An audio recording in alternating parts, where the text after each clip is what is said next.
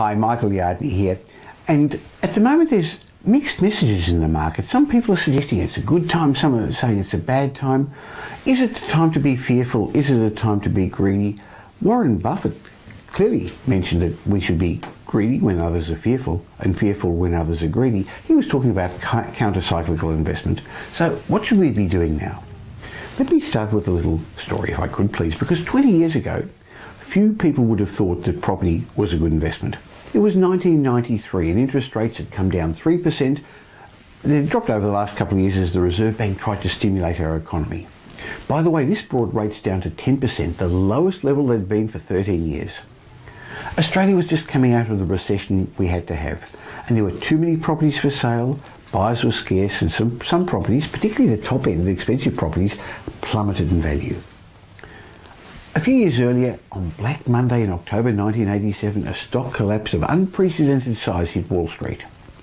However, while the stock markets recovered, the lumbering savings and loan industry in the United States, that financed a lot of the American homes in those days, started to collapse, leading to a property funding crisis, which finally placed the well-being of a lot of Americans in jeopardy.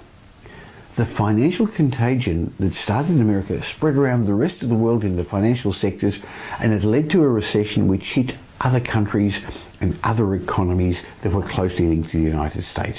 That included Canada, United Kingdom and Australia. Is this beginning to sound a little familiar? So what was happening in Australia? Well, in mid-1993, you'd have paid around $173,000 for a typical house in Sydney. You'd have paid about $138,000 for a medium-price house in Melbourne, $121,000 in a medium-price house in Brisbane, $102,000 in Perth, $156,000 in Canberra, $110,000 in Adelaide, $96,000 in Hobart, or $132,000 if you bought a medium-price house in Darwin. Then look fast forward the next 2 decades and see what's happened to the value of many capital city properties around Australia. In many cases they tripled, underscoring the wealth of many of today's baby boomers and creating significant property empires for those who took investment property seriously.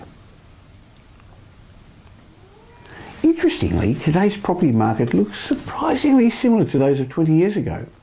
And just like then, many of the same arguments are being floated by analysts explaining why property values just can't keep increasing as they did over the past 20 years. Now, I accept much of the gains over the last 20 years was related to a couple of structural changes that won't be repeated.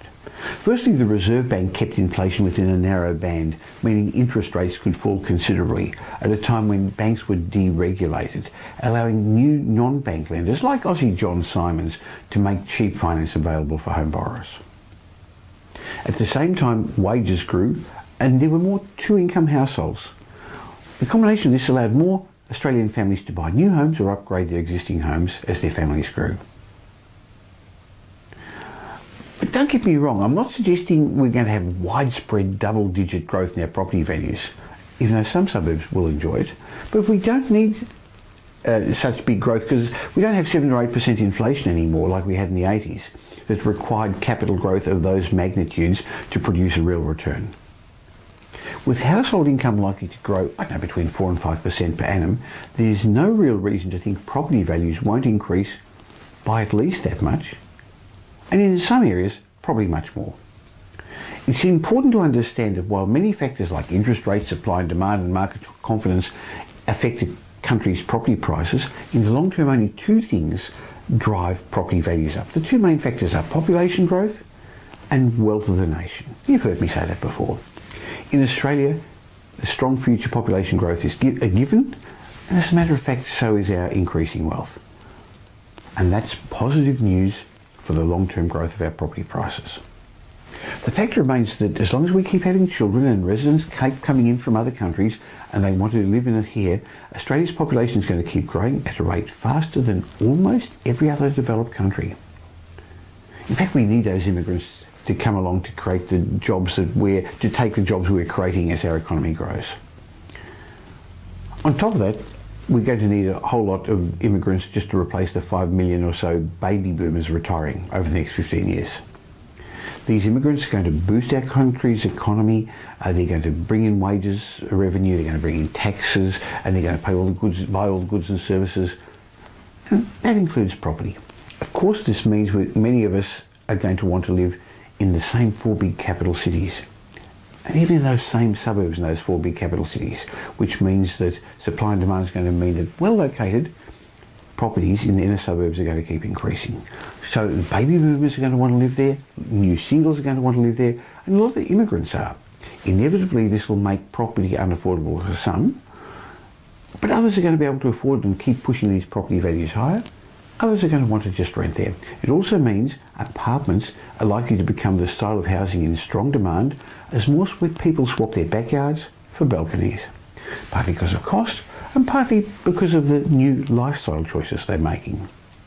While nothing is guaranteed, if like me you're confident Australia has a prosperous future and you agree our population is going to increase and most of us are going to want to live in much the same parts of our lucky country, you can understand why I see a strong long-term future for our capital city properties.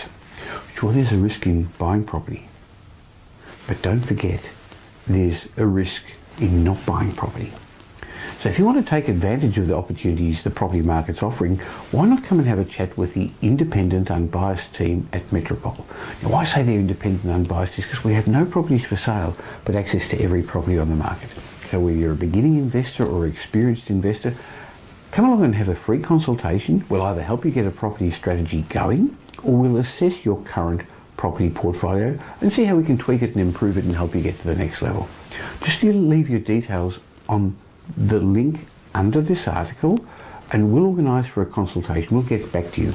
And when you come along, we'll gift you a free copy of my new DVD program, How to Become Financially Independent Through Property in Changing Economic Times. That's valued at $49. I'll send you my next property update next week.